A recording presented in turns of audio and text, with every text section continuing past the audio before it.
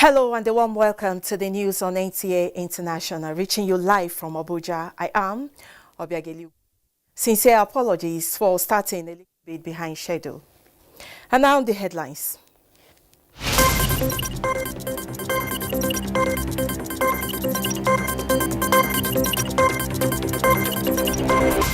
President Buhari summons Inspector General of Police over increasing cases of rape in the country.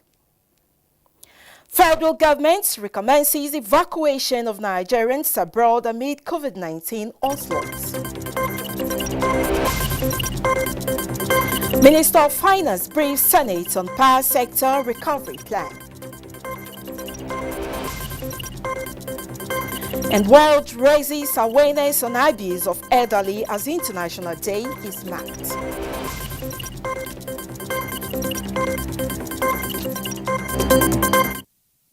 We thank you for joining us, and now the details. The Inspector General of Police, Muhammad Adamu, has made a passionate appeal to Nigerians to promptly report cases of rape and gender-based violence in the country as part of their contributions towards putting an end to the dreaded scourge.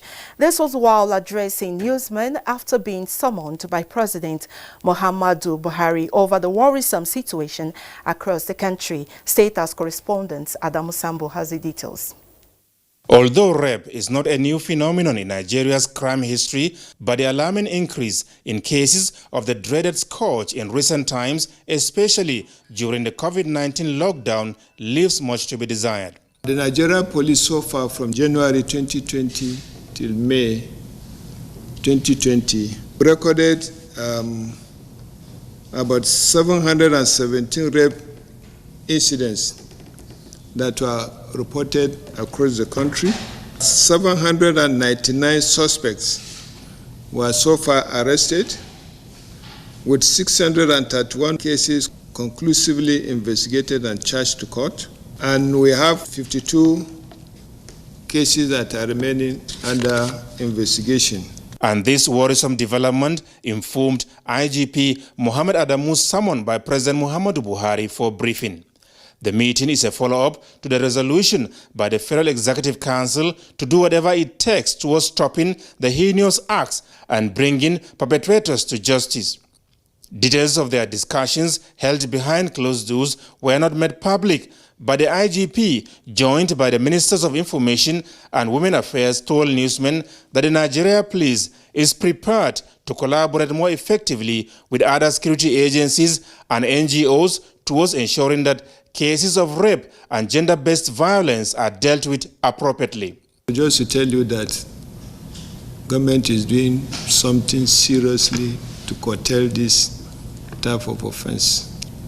I will call on every Nigerian that has or comes across any victim of sexual offenses, of rape, or gender-based violence to quickly report to law enforcement agents, because keeping it without reporting it will give room for the perpetrators to continue to commit the offenses. It is a very serious offense. It is very wicked of an individual to engage in rape or defilement.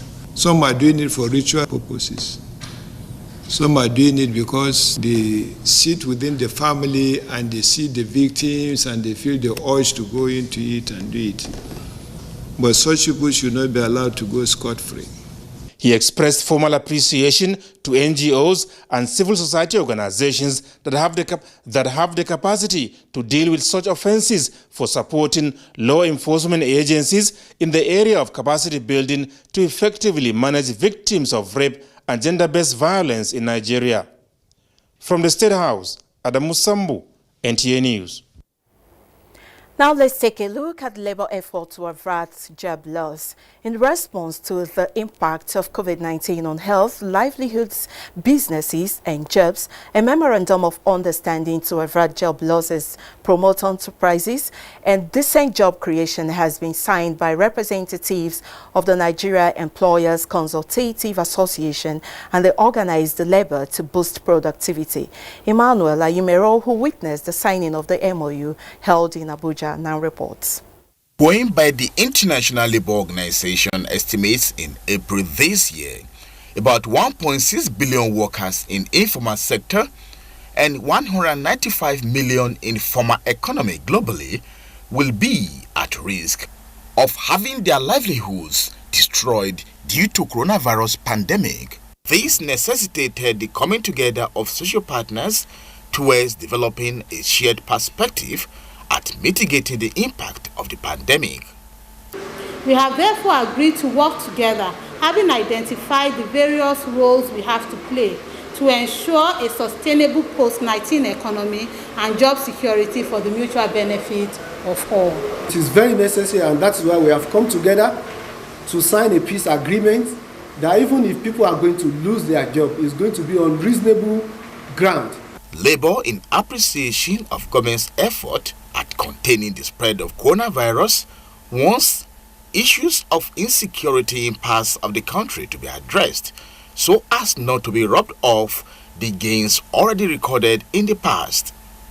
Given the need to boost productivity and economic growth, at this time, we will continue to work with NECA to put pressure on government to provide businesses with palliative, grants, and physical support initiatives, including downward review of taxes and interest rates, in order to give businesses the breathing space to maintain production.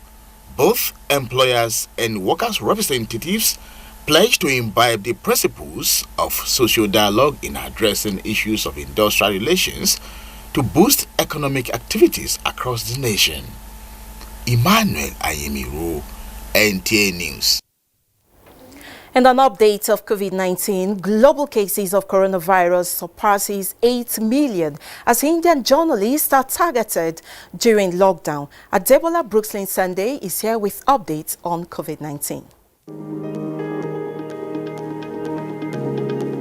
The World Health Organization and United Nations Children's Agency, UNICEF, have warned that the coronavirus pandemic could lead to the death of an additional 51,000 under 5s in the Middle East and North Africa by the end of the year. The UN agency said the disruption of essential health and nutritional services is now a risk factor in the regions. And the Rights and Risk Analysis Group said at least 55 journalists have either faced arrests, physical assaults, alleged